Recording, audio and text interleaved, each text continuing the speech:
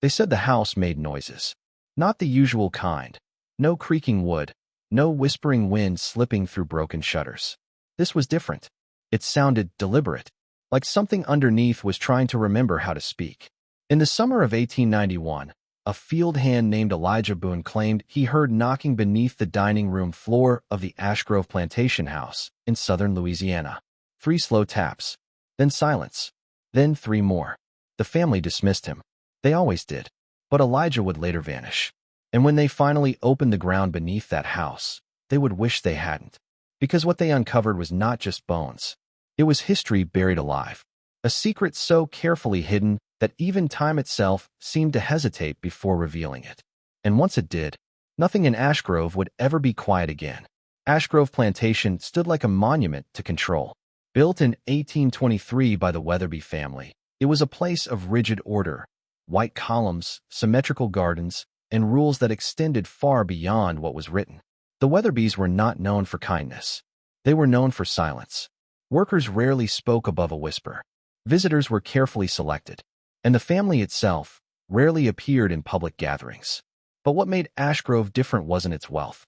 It was its isolation. Even neighboring plantations kept their distance. There were rumors, quiet ones, about strange lights at night, about him sung in voices that didn't quite match human rhythm. But no one asked questions, because in that part of Louisiana, landowners didn't just own land. They owned truth. By the late 1800s, the last of the Weatherby patriarchs, Thomas Weatherby, had become something of a ghost himself. He rarely left the estate. Meals were taken alone. Letters went unanswered. And beneath the house, something had already begun.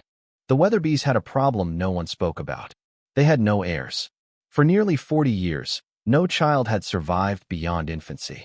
Birth records existed, but death records followed too quickly. Some said it was illness. Others whispered it was punishment.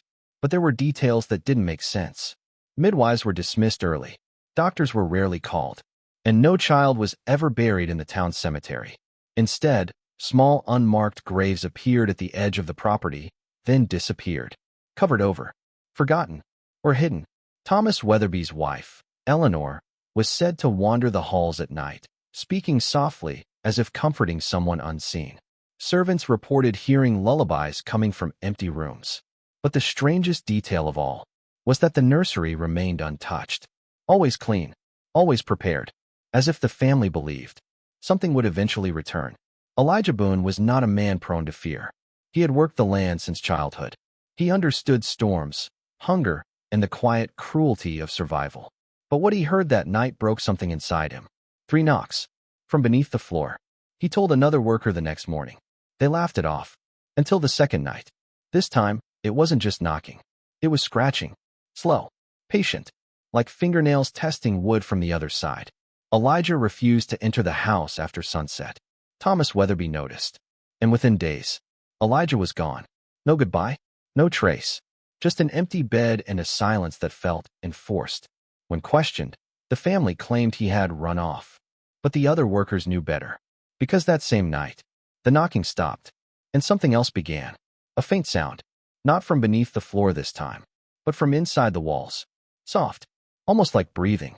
In October of 1891, a priest arrived at Ashgrove, Father Augustine Morel. He had been sent quietly, without announcement, from a small parish nearly 40 miles away. Officially, his purpose was simple, spiritual guidance for the Weatherby family. Unofficially, he had been sent to listen, because rumors had reached the church. Not loud ones, not accusations, just patterns. Children born and gone. Servants disappearing. And something else. Confessions that stopped halfway through. Father Morel stayed only 3 nights. But those 3 nights would never be recorded in any official document. On the first night, he dined with Thomas Weatherby. The conversation was described later, by no one directly, as unusual. Thomas spoke calmly, but he asked strange questions. Not about sin, not about forgiveness, but about memory. Tell me, Father, if something is buried without witness, does it still exist in the eyes of God? The priest didn't answer immediately, and from somewhere beneath the floor, there was a sound, a single dull knock. Thomas didn't react, but Father Morel did, and from that moment on, he never felt alone in that house again. The second night was when things changed. Father Morell requested to bless the house. Thomas agreed, but only certain rooms. The dining hall, the study, the upper bedrooms. Never the cellar, never the ground beneath. The priest noticed. Of course he did. And late that night, when the house had settled into its unnatural quiet, he went looking. The entrance wasn't hidden. That was the unsettling part. A plain wooden door at the end of a narrow hallway. Unlocked. Waiting. As if it expected to be found. The air beyond it was colder.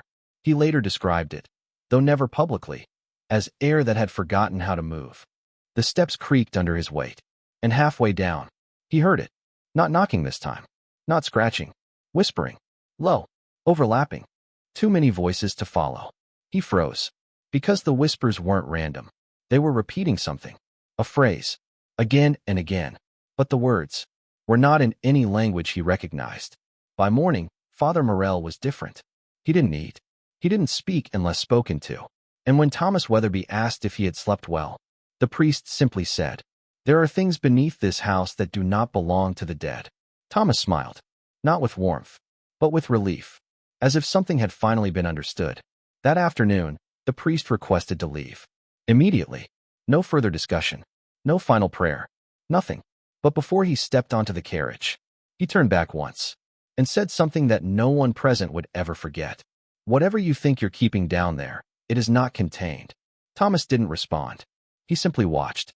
And as the carriage disappeared down the long dirt road, the house behind him made a sound. A deep, hollow shift. Like something below had just moved. 3 days later, Father Morell wrote a letter. It was addressed to the diocese. Marked urgent. But it never arrived. The letter was found decades later.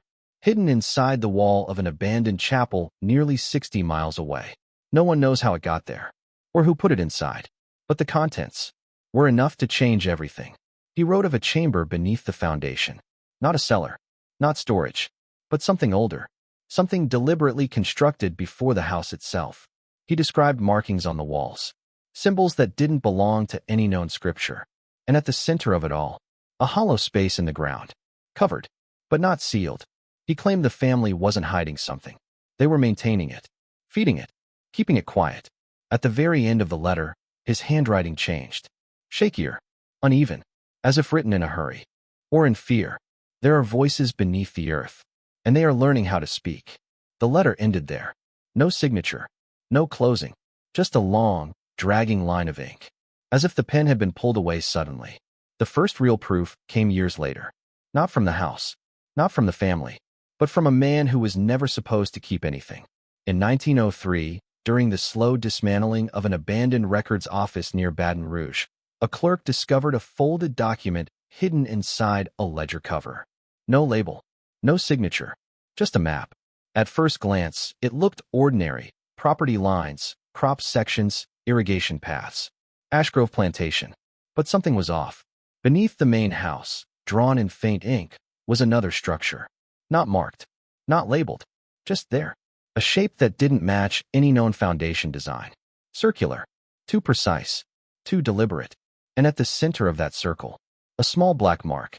The clerk assumed it was a mistake. Until he noticed something else.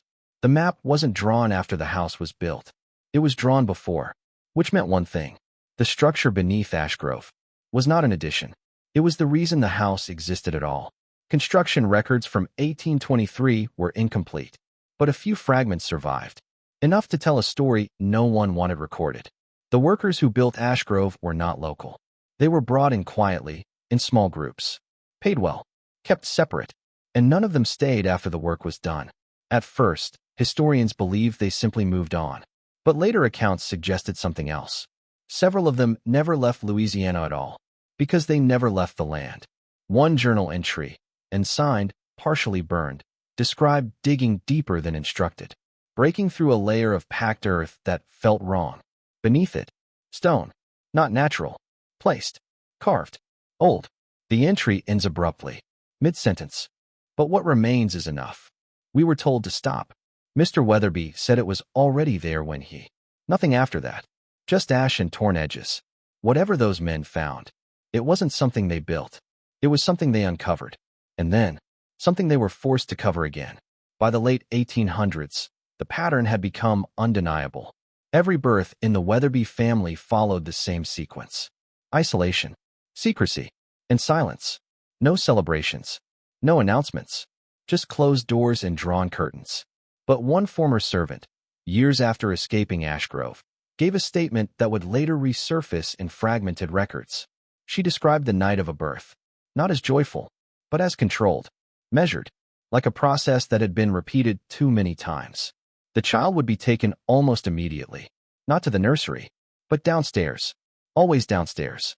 The mother was never allowed to follow, and the house would fall into a stillness so complete. It felt unnatural. Then, hours later, there would be a sound. Not crying, never crying, just a single, low tone, vibrating through the floor, as if something beneath had responded. By morning, the child would be gone. No explanation, no mourning, and the cycle would begin again. In 1912, long after the Weatherby line had seemingly ended, a group of workers was sent to dismantle part of the Ashgrove estate. The house had begun to collapse.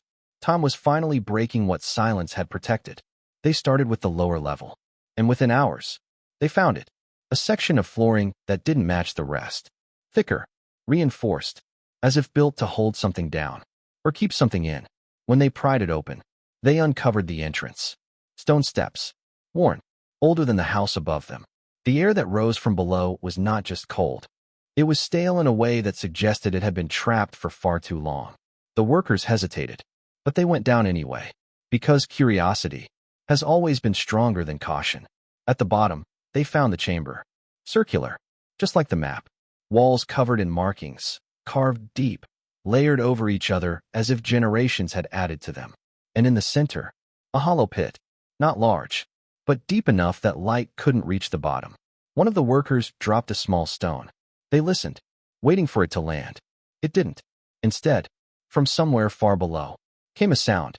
Not an echo, not an impact, but something else entirely. A soft, measured knock. The workers were told to leave the chamber untouched. Seal it back. Report nothing. But one of them didn't listen. His name was Daniel Crow. He stayed longer than the others that day. Long enough to hear it again. The knock. Not random. Not distant. Intentional. He later described it as a pattern trying to form. That night, Daniel refused to sleep with the others. He sat alone, waiting, because something about that sound felt like it wasn't finished. And sometime after midnight, he heard it again. But this time, it didn't come from below. It came from inside his head. 3 knocks. Pause. 3 knocks. Pause. Then something new. A rhythm.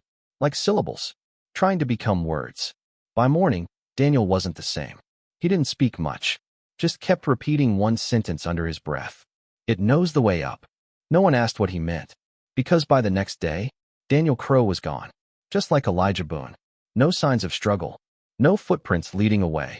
Only one thing left behind. A mark. Scratched into the wooden beam near his bed. A circle, with a single line drawn straight down through it. The same symbol that covered the walls of the chamber.